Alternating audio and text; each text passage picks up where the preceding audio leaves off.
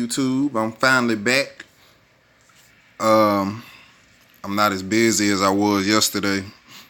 I still feel like I did kind of good because it was a 30-minute video.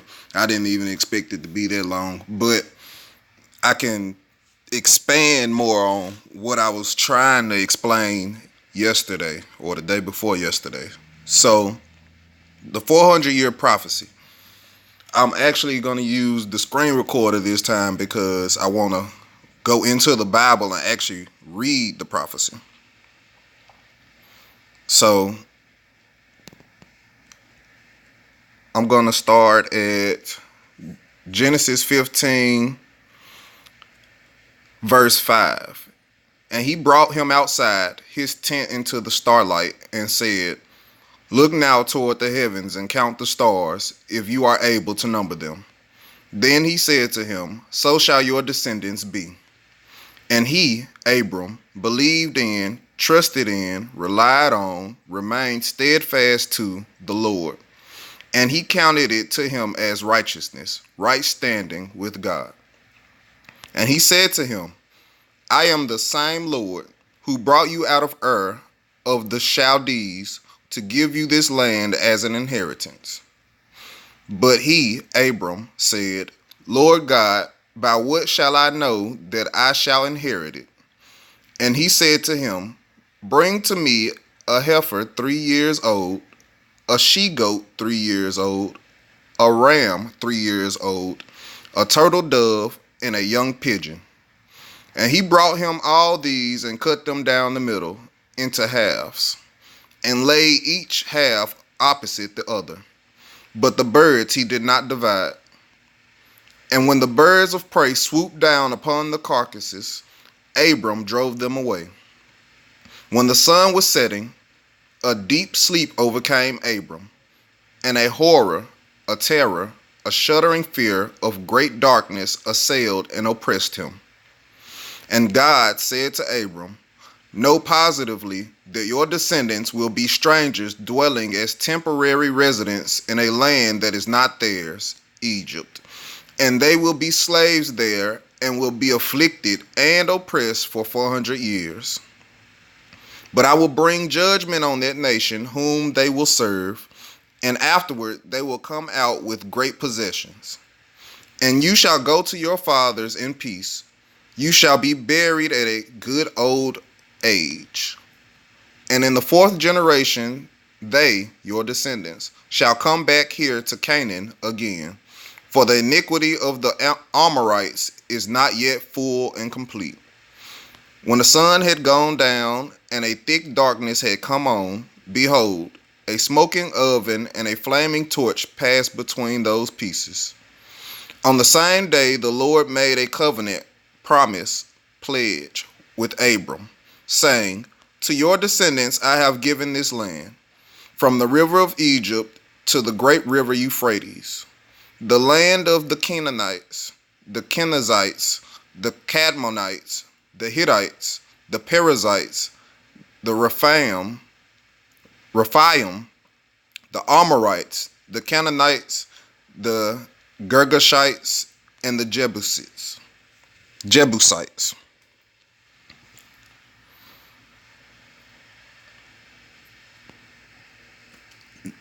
Now I'm gonna go to Deuteronomy 28, and I think it's verse 28. "The Lord will smite you with madness and blindness and dismay of mind and heart, and you shall grope at noonday as the blind grope in darkness. And you shall not prosper in your ways, and you shall be only oppressed and robbed continually, and there shall be no one to save you. You shall betroth a wife, but another man shall lie with her. You shall build a house, but not live in it. You shall plant a vineyard, but not gather its grapes. Your ox shall be slain before your eyes, but you shall not eat of it. Your donkey shall be violently taken away before your face, and not be restored to you. Your sheep shall be given to your enemies, and you shall have no one to help you. Your sons and daughters shall be given to another people, and your eyes shall look and fail with longing for them all the day. And there shall be no power in your hands to prevent it. A nation which you have not known shall eat up the fruit of your land and of all your labors, and you shall be only oppressed and crushed continually, so that you shall be driven mad by the sights which your eyes shall see. The Lord will smite you on the knees and on the legs with a sore boil that cannot be healed, from the sole of your foot to the top of your head. The Lord shall bring you and your king, whom you have set over you, to a nation which neither you nor your fathers have known. And there you shall be forced to serve other gods, of wood and stone. And you shall become an amazement, a proverb, and a byword among all the peoples to which the Lord will lead you. You shall carry much seed out into the field, and shall gather little in, for the locust shall consume it. You shall plant vineyards and dress them, but shall neither drink of the wine nor gather the grapes, for the worm shall eat them. You shall have olive trees throughout all your territory, but you shall not anoint yourselves with the oil, for your olive trees shall drop their fruit. You shall beget sons and daughters, but shall not enjoy them, for they shall go into captivity. All your trees and the fruit of your ground shall the locust possess. The transient stranger among you shall mount up higher and higher above you, and you shall come down lower and lower. He shall lend to you, but you shall not lend to him. He shall be the head, and you shall be the tail. All these curses shall come upon you, and shall pursue you and overtake you till you are destroyed, because you do not obey the voice of the Lord your God, to keep his commandments and his statutes which he commanded you. They shall be upon you for a sign of warning to other nations, and for a wonder, and upon your descendants forever, because you did not serve the Lord your God with joyfulness of mind and heart, in gratitude for the abundance of all with which he has blessed you. Therefore you shall serve your enemies, whom the Lord shall send against you, in hunger and thirst, in nakedness and in want of all things. And he will put a yoke of iron upon your neck until he has destroyed you. The Lord will bring a nation against you from afar, from the end of the earth, as swift as the eagle flies, a nation whose language you shall not understand, a nation of unyielding countenance, who will not regard the person of the old, or show favor to the young, and shall eat the fruit of your cattle and the fruit of your ground until you are destroyed, who also shall not leave you grain, new wine, oil, the increase of your cattle, or the young of your sheep, until they have caused you to perish. They shall besiege you in all your towns until your high and fortified walls in which you trusted come down throughout all your land. And they shall besiege you in all your towns throughout all your land which the Lord your God has given you. And you shall eat the fruit of your own body, the flesh of your souls, the flesh of your sons and daughters, whom the Lord your God has given you, in the siege and in the pressing misery with which your enemies shall distress you. The man who is most tender among you, and extremely particular and well bred, his eyes shall be cruel and grudging of food toward his brother, and toward the wife of his bosom, and toward those of his children still remaining, so that he will not give to any of them any of the flesh of his children which he is eating, because he has nothing left to him in the siege and in the distress with which your enemies shall distress you in all your towns. I could keep going, but this is a very long chapter, as you can see. But back to what I was saying yesterday, or the day before yesterday. This is a curse that the Most High put on the Hebrews. And if you actually read it and understand the context of what is being said, he is I always believe that these prophecies are being foretold to the Hebrews, but they've already been fulfilled. But you have to understand that these things happen in cycles. So, since the fall of Adam and Eve, the children of Adam, the sons of Adam, have been oppressed. They've been led into captivity. They've been cursed. So, throughout the millennia, for thousands of years, it's been a continuous cycle of the Lord bringing them out of captivity and then them disobeying the Lord and following the ways of the Gentiles and worshiping Gentile idols and going right back into captivity, which is why yesterday I was saying that when I read about it and in the Bible, somewhere in the Bible, I can't remember where, it was saying how it seemed like, I think it was in the New Testament, and it was saying how it seemed like they were used to being in captivity and they were comfortable with it. They were comfortable with being oppressed. And to me, it sounded like black people. So you have to understand that everything works in generations. In the Bible, I think in Revelations or before Revelations, it talks about how this generation shall not pass. I'm gonna see if I can pull it up real quick.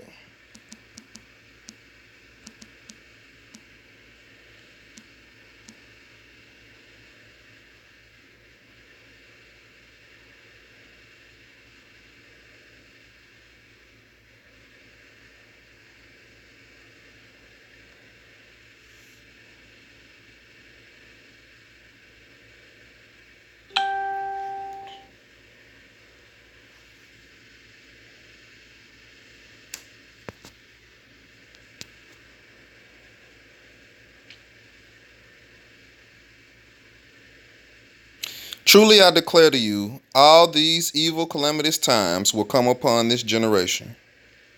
O Jerusalem, Jerusalem, murdering the prophets and stoning those who are sent to you. How often would I have gathered your children together as a mother fowl gathers her brood under her wings, and you refused?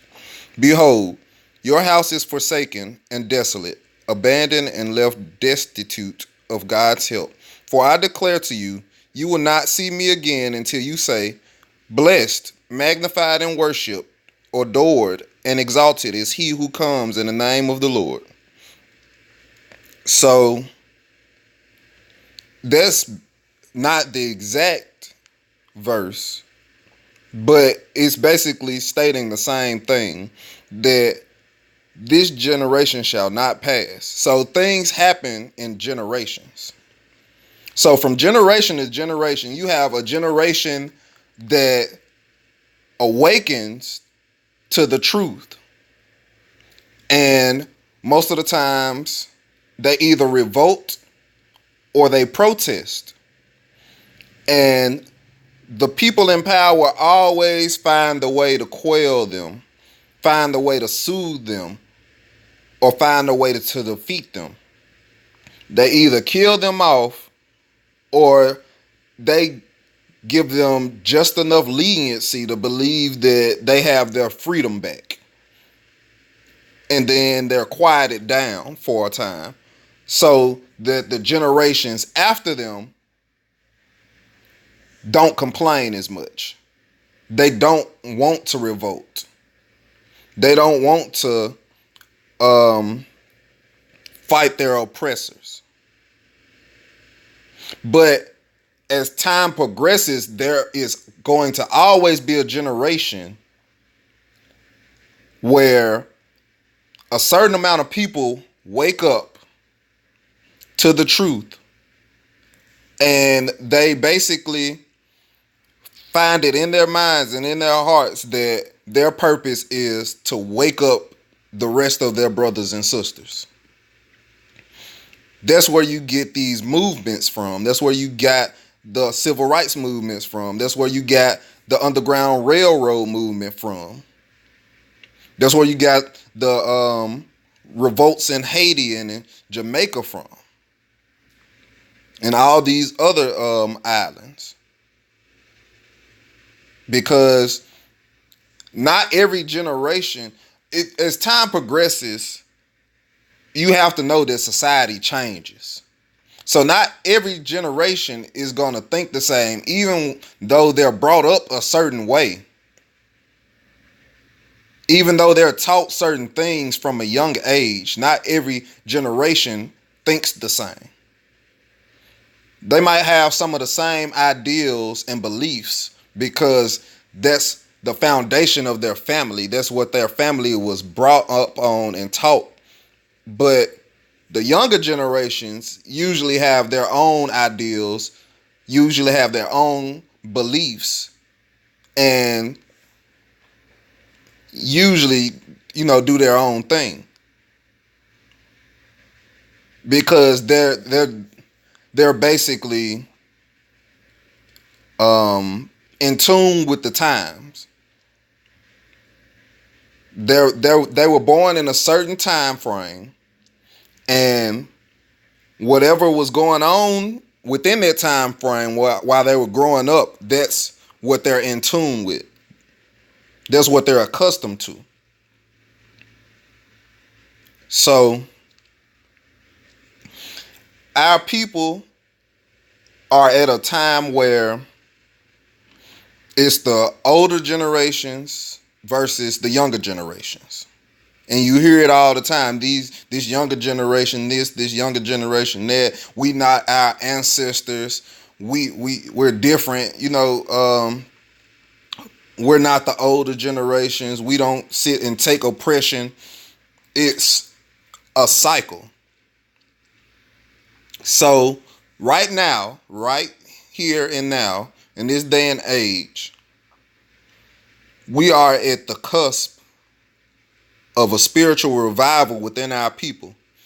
And one of the things that I wanted to point out yesterday was that not everybody is supposed to be awakened at the same time.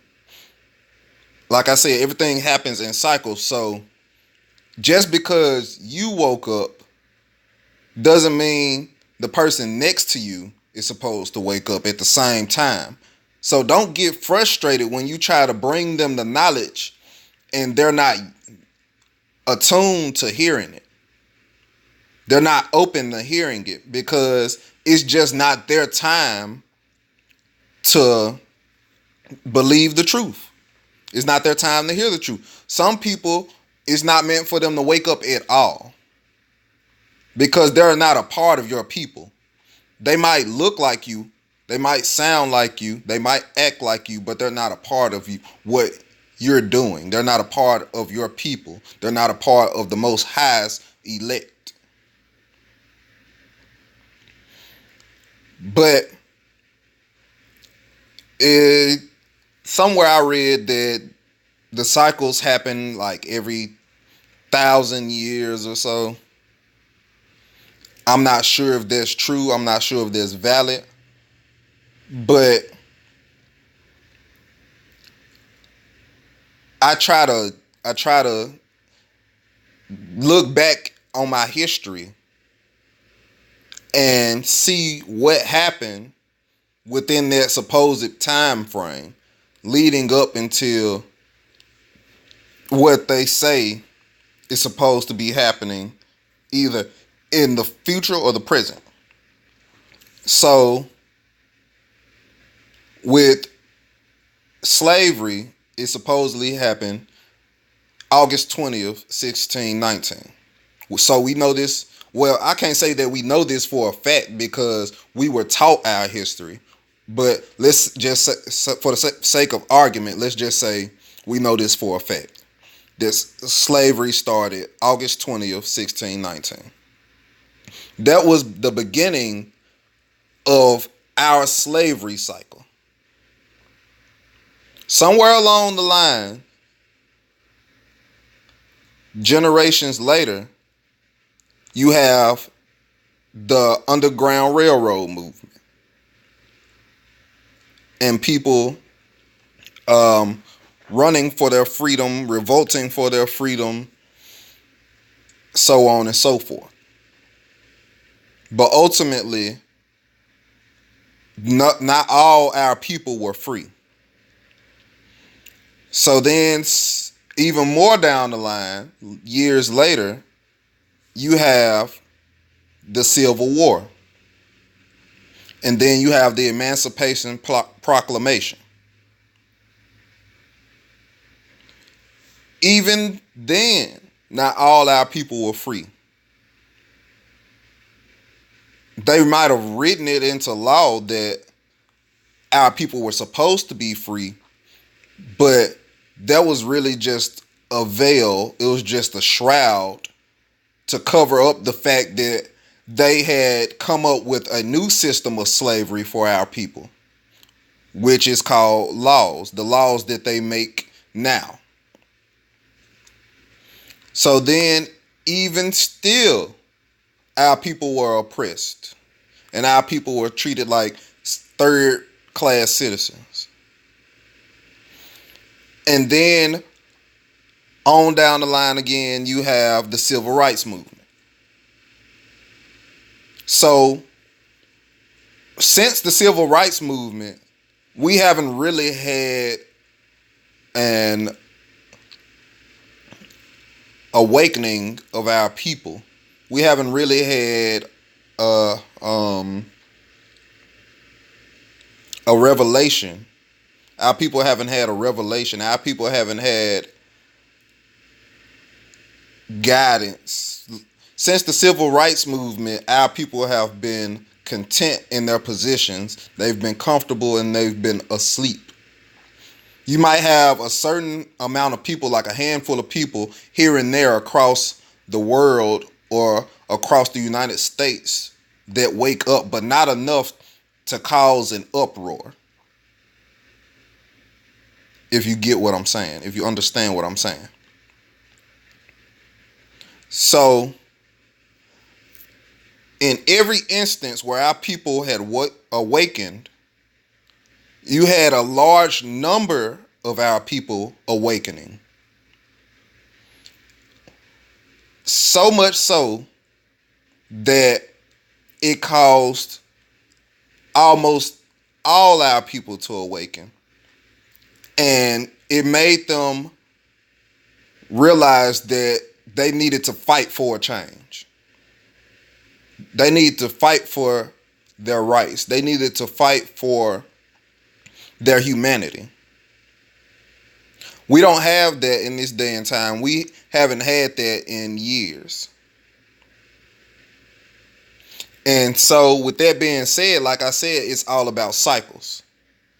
So with us having, I think the civil rights movement was like 50 plus years ago, maybe even 60.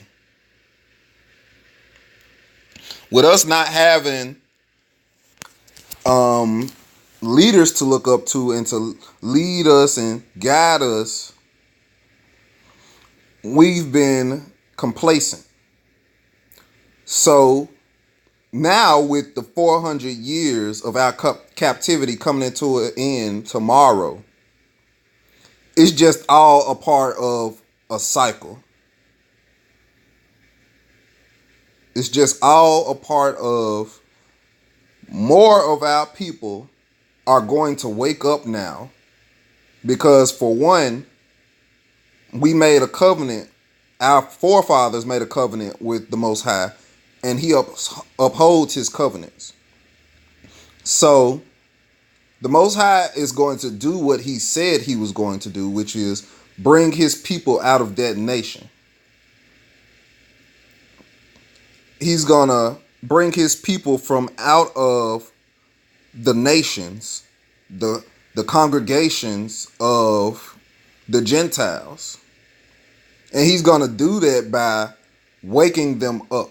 So it's all just part of the slavery freedom cycle. I want to say slavery and revolting cycle or something like that. It's another R word. I just can't think of it right now. But it's just all a part of the cycle, but on a bigger scale, because this is a curse that was put on us for a certain amount of time, and now that time is coming to an end. So naturally, you wouldn't just have some of our people waking up. You would have the majority of our people waking up to the truth. But it just so happens that in every instance, there was bloodshed. And to me, that shows that in some type of way, fear and violence wakes people up to the truth. And on the other hand, they know for a fact, the people that are in control know for a fact that fear and violence put people to sleep. It quells the people. It sedates the people. They know this for a fact. As long as they have you in fear, you'll give up every right that you think you have just to stay safe, just to believe that you're safe, just to believe that you're holding on to your freedom. And the biggest thing is they've been waiting on the next revolution. That's the word I was looking for. They've been looking for the next revolutionary. They've been looking for the next Martin Luther King, the next Malcolm X, the next Huey P. Newton, the next Marcus Garvey, the next Harriet Tubman, the next Rosa Parks, so on and so forth. They've been looking for the next Messiah to our people.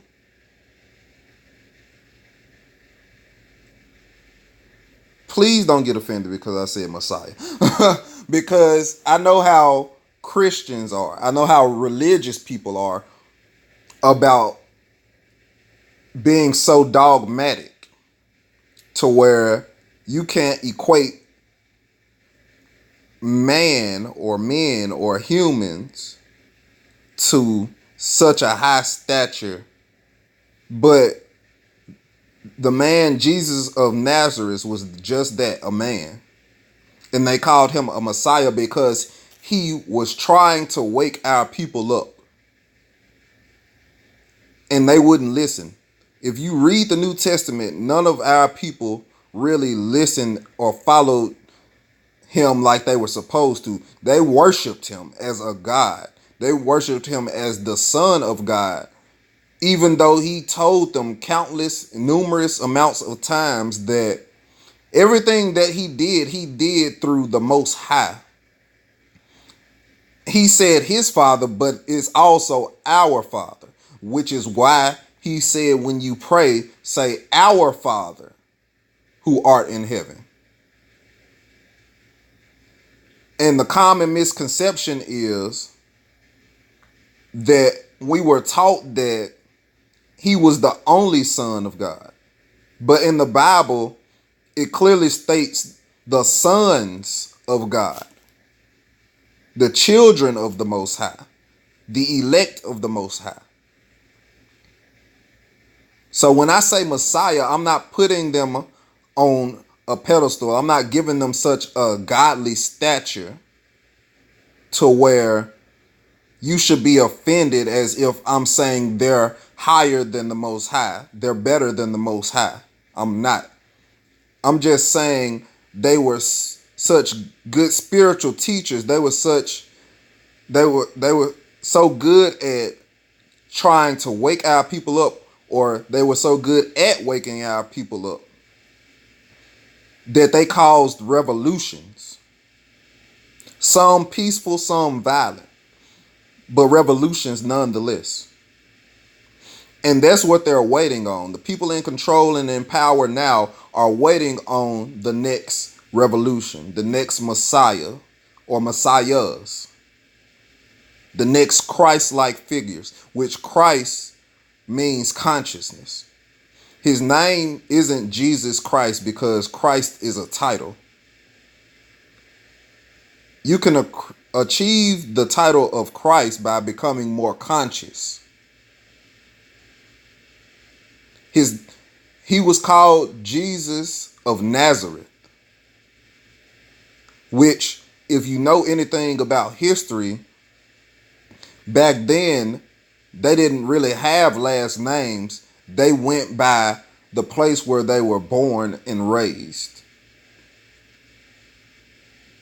Like Saint Francis.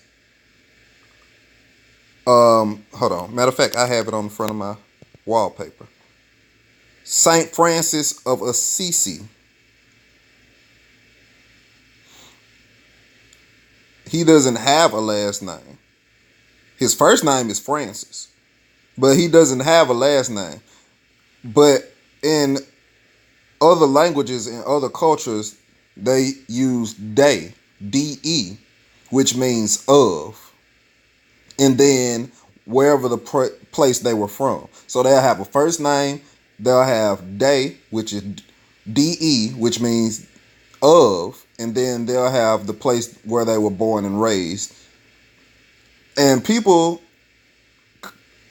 misconstrue that as their last name majority of the time because they don't look into history that often. But I've taken art history, I've researched history. I'm not a history major or anything like that, but I've researched so much history and I've learned so much throughout the years. I'm 25 now. I've learned so much throughout the years from high school up until now about history, especially when I was taking art history. That's the only reason I have the knowledge to be able to tell you with certainty these things. So I want to talk about how they keep our people asleep for a second. And I'm going to do that through the imagery of Jesus Christ. Excuse me. So like I said yesterday or the day before, take the J-E off and his name is just Zeus. Whether it's Jesus or Jesus, his name is just Zeus. Zeus is the god of the sky, lightning and thunder in ancient Greek religion, and mythology, and king of the gods on Mount Olympus. He's the god of the sky, lightning, thunder, law, order, and justice. Now, when I said there's a lot of imagery and symbolism in the Bible alluding to other gods, this is what I meant. If you actually read the scriptures and look at the scriptures, he talks about law, he talks about order, he talks about justice, alluding to Zeus.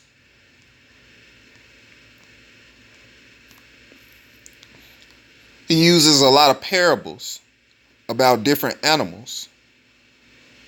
So Zeus's symbols are the eagle, the bull, and other gods have animals as their symbols as well, which a lot of times when they allude to animals in the Bible, they're actually using them as symbolism for a type of god, some type of god. His Roman equivalent is Jupiter, which became Jesus.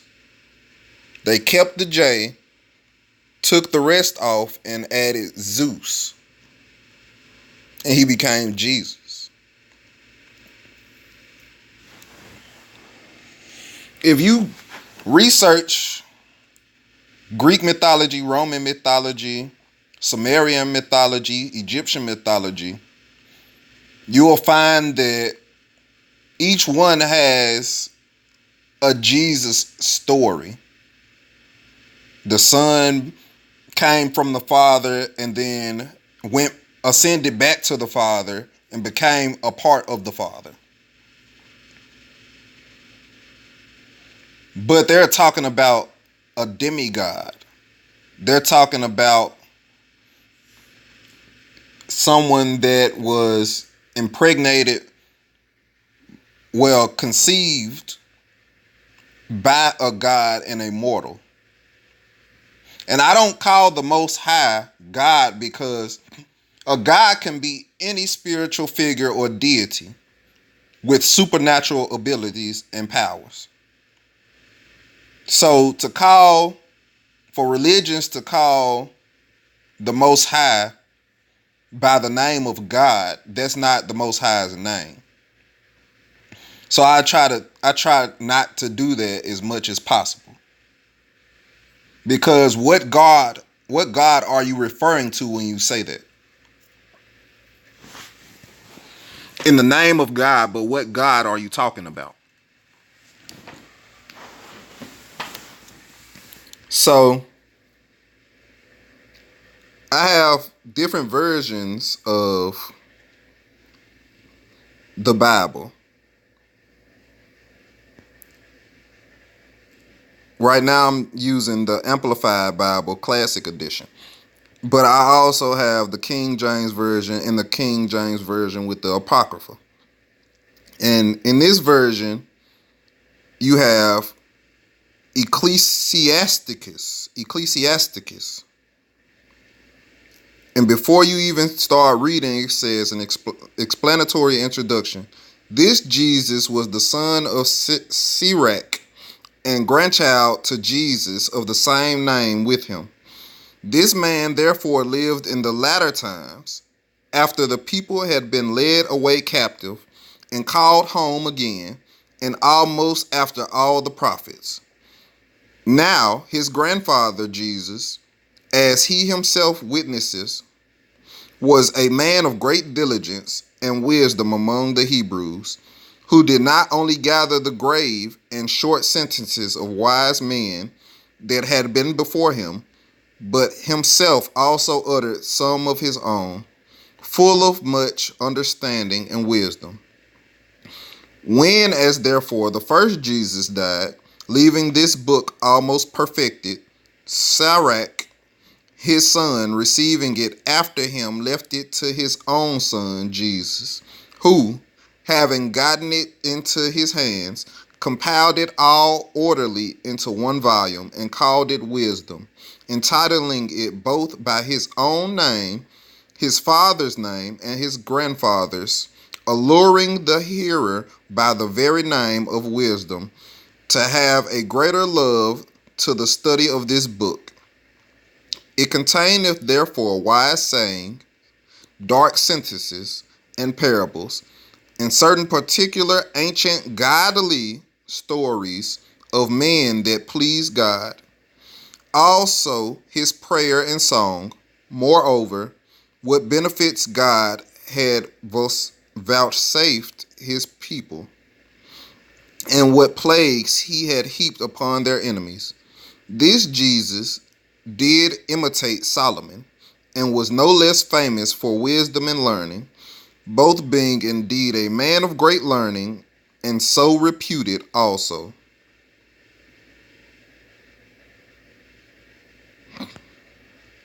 All right, so that's just the prologue.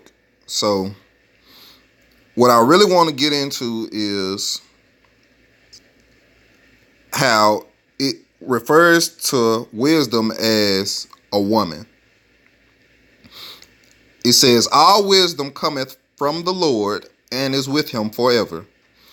Who can number the sand of the sea and the drops of rain in the days of eternity?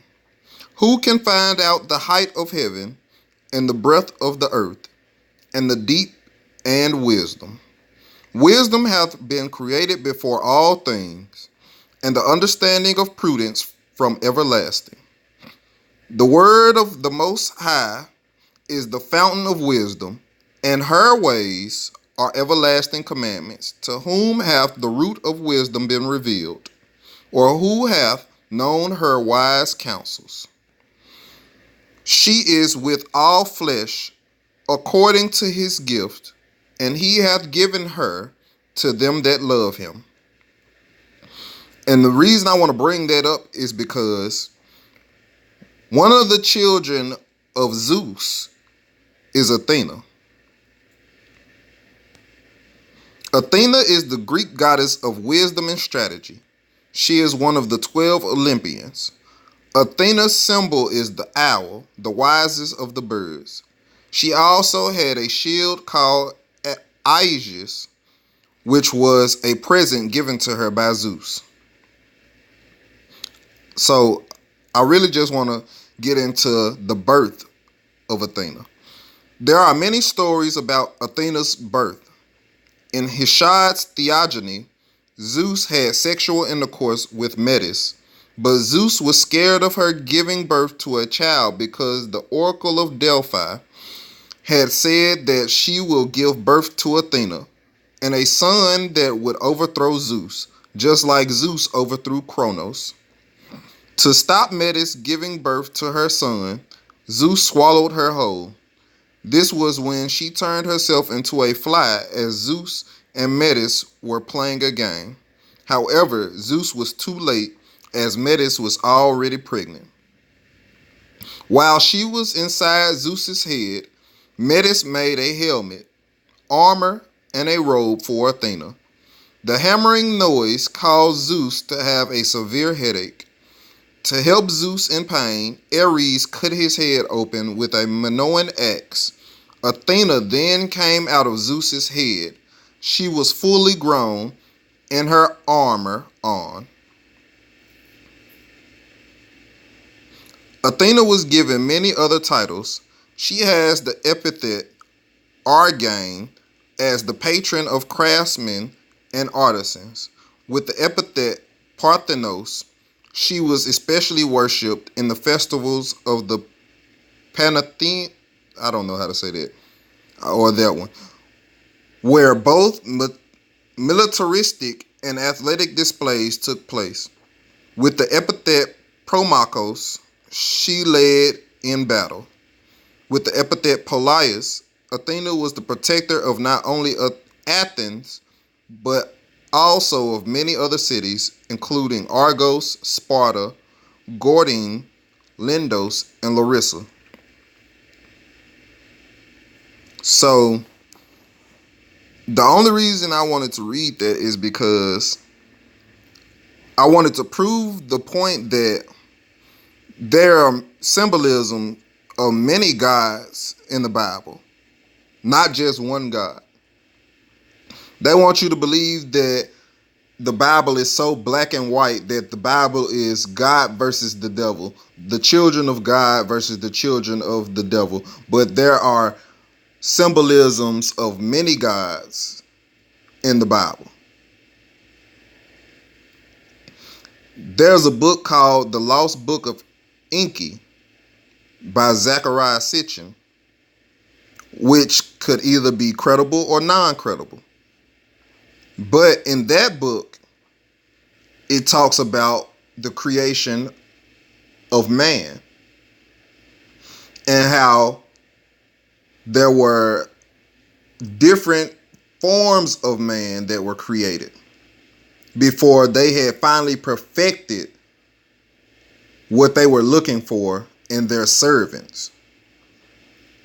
And if you believe in aliens, the book is basically referring to aliens that came and genetically modified animals and cross-referenced their DNA with the DNA of animals to create the perfect servant. Now, the thing about it is, in my belief, aliens and angels are the same thing. There's no difference in aliens and angels. because aliens supposedly come from the sky and or live in the sky or live on distant planets. But when we see them or when we see UFOs, they come down from the sky. Angels also reside in the sky, live in the sky. And when you read the Bible, see, they come down to the prophets. They come down to whom the Most High chooses. Now, I could get into what my beliefs really are, but I won't do that for the sake of time and for the sake of argument. But just know that my beliefs don't align with any one religion. I'm not a religious person. I'm a spiritual person, but I most definitely believe in the Most High. Why? Because I have no other choice but to believe in the Most High. Because if you go back and watch my other videos, I've stated numerous times that I was an atheist. I went through a traumatic experience to where the first time I ever prayed, I felt like I had no other choice. And as sure as shit stank, as sure as the sky is blue in the daytime and black at night,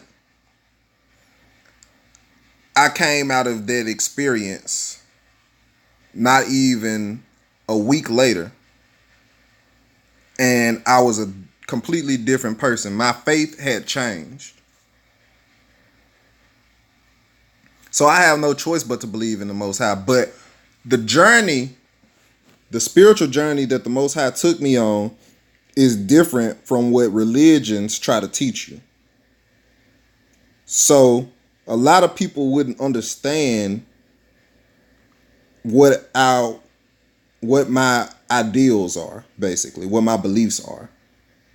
I know this for a fact because I've tried to tell people close to me in my life my ideals and beliefs, but they discredit it or they write it off as crazy or, any other thing other than what it is, which is the truth. And like I said earlier, not everyone is meant to wake up at the same time. Not everyone is meant to go through the same spiritual journey the exact way that you went through it. Not everyone is meant to wake up through the same traumatic experiences that you had. The Most High wakes people up in His time, in due time.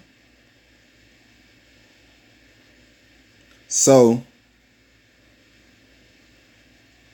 tomorrow will be August 20th, 2019.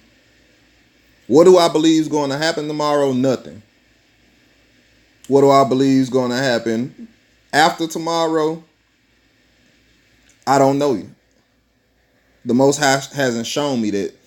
The Holy Spirit hasn't shown me that. I haven't asked to be shown that. But I know for a fact that one cycle is coming to an end and a new one is beginning. The cycle of slavery is once again coming to an end. And the cycle of revolution is coming into view. It's becoming clearer. The picture is becoming clearer to a lot more of our people. Whether you believe we're living in the end times, which is stated in the book of Revelations, which means all our people will be awakened to the truth, or you think that we have years and we'll probably be gone before the book of Revelations begins. It doesn't matter, because for a fact, a new cycle is beginning, and our people are going to wake up, are going to begin waking up. And it's going to start happening at a much more rapid pace, because you can look around the world. You can look at society now. You can look at American society. You can look at other countries' society. You can look on the news and you can tell that something big is about to take place. Something life-changing is about to happen. Not only with God's elect, God's children, God's chosen people, but with every single living being on this planet. You can tell by how much violence is taking place. And like I said, for some reason, violence and fear motivates people either in a positive direction or a negative direction. It either will wake people up to the truth or it'll put them back to sleep. Either way, it's already been written and it's already been foretold who will be waking up and who will be staying asleep. Who will choose to believe the words of the Most High, the truth, and who will choose to believe the lie? Who will choose to remain comfortable and oppressed? And another thing I wanted to say is that Jesus is also, it's not an anagram, but it's another word for the word truth. A lot of the times I've read the New Testament and I've replaced the name Jesus with the word truth, and it fits right in. It literally fits right in. Jesus is supposed to be a symbol of the truth. He said he did not come to us to judge. He didn't come to the world to judge. But he came to the lost sheep of the house of Israel. And he came to bring them the truth. So when you read the New Testament, read it, when you're reading about Jesus, read it as if he is the embodiment of truth. But not everyone is supposed to understand the truth, know the truth, or believe the truth, which is why you have him speaking in parables and people don't understand the parables. So, do I believe that what I'm doing now is what I'm meant to do? I know for a fact it is. I've been shown by the Spirit that this is what I'm supposed to do. Am I going against the Most High in my spirit? Yes, I am, because I know for a fact that I was supposed to been quit my job. I was supposed to been bringing the truth to our people full time. But we have egos, and our egos give us a false sense of free will. And as long as I have my ego, I'm gonna forever go against the Most High, which the same could be said about anybody. I'm not bragging on it. I'm not boasting about it, because every waking day of my life, I feel like I'm not living up to my full potential. I'm still being a slave, and being a slave is one of the most worst feelings you can feel. I don't like working for other people. I don't like having to slave to pay bills with the money that I earned. I don't care about material things. I've said this in other videos. But I feel like everything happens in due time. So even though the Most High helps those that help themselves, you have to take initiative. I believe that with everything that's going on in the world, my time is going to come, and I will no longer feel like I'm not living up to my full potential. I feel like I'm doing exactly what I'm supposed to be doing, and I am where exactly where I'm supposed to be. I'm not trying to call myself a messiah or anything of that nature. I just want to be a teacher. I just want to teach my people. I just want to lead my people to the truth. And I hope the same could be said about anybody else that watches my videos or any other of these spiritual sermons, these spiritual videos that people are putting out, and they're actually telling the truth. If you like my videos, please like and subscribe to my channel. If you are looking for more information, I watch YouTube channels, Rap the News, all one word. Big Judah, I watch for a not a spiritual, but a physical standpoint. I watch Julian T. I watch Many Fish, and there are a lot of other channels that I watch that haven't really been active lately. But you could just ask and I'll give them to you. There's another channel that I watch called Gaia Earth, GAIA Earth, and there was another channel that I just unsubscribed to. Soldiers for Christ. Just look up Soldiers for Christ and you should be able to find the channel. It's a large, heavy-set black man with a bald head. He's a pastor. And he teaches, he's a Christian, but he teaches things from a Hebrew standpoint. And, I don't agree with everything these people say because my spirit doesn't lead me to believe everything or agree with everything that they teach. But for the most part, I feel like these people bring truth to our people. So that's why I've given you other avenues to go down if you're on a spiritual journey yourself.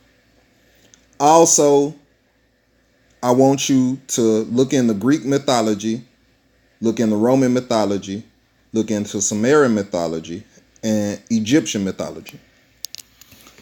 Also, I read the Holy Bible. I read the Quran. I've read the Bhagavad Gita. That was the Lost Book of Enki. The Lost Book of Enki. I'm going to start reading the Rig Veda. I've read the Egyptian wisdom in the Revelation of John the Divine. I've been reading the book of Jasher, the book of Enoch, Demonology by King James. There's the Bhagavad Gita. I've read the Emerald Tablet of Hermes. I've tried reading Angelology. Egyptian Book of the Dead and the Mysteries of Amenhotep. The instruction of Ptah-hotep and the instruction of, I don't know how to say, I say Kijimni.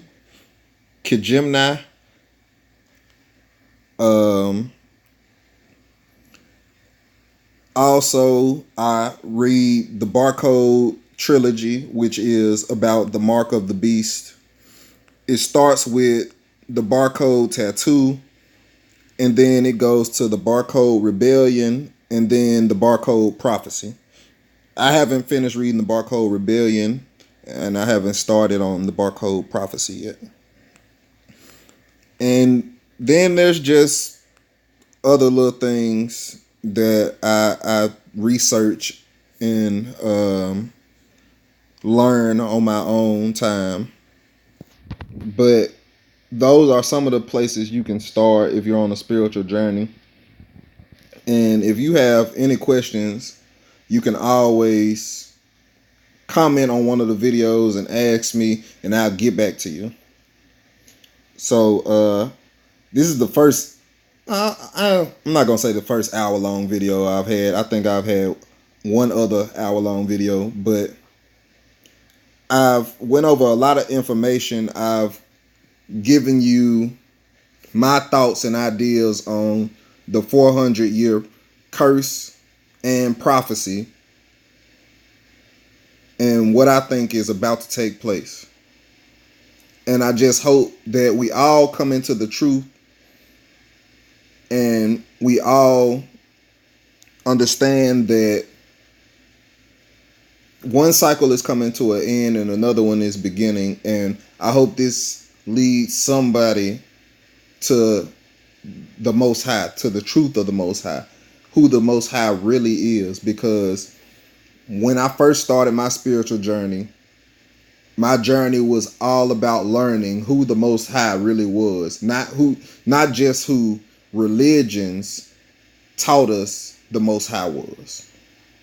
I wanted to know the Most High on a spiritual level, the most spiritual level I could learn the Most High on. And I feel like I've done so, but as long as we live, we have to always be open and susceptible to change and learning more. You have to think outside the box. Stop being so dogmatic. Stop being so stubborn. Open your minds up, because we live in a world that's full of contradictions, that's full of the unexplainable and unknown. So I want to thank you all for tuning in, watching my video. I want to thank you all for watching my other videos. I want to thank you all for supporting me. And I just want to be a motivation to my people. That's my biggest goal, is to be a motivation to the people. My people, first and foremost. So thank you all for watching. Tune in next time.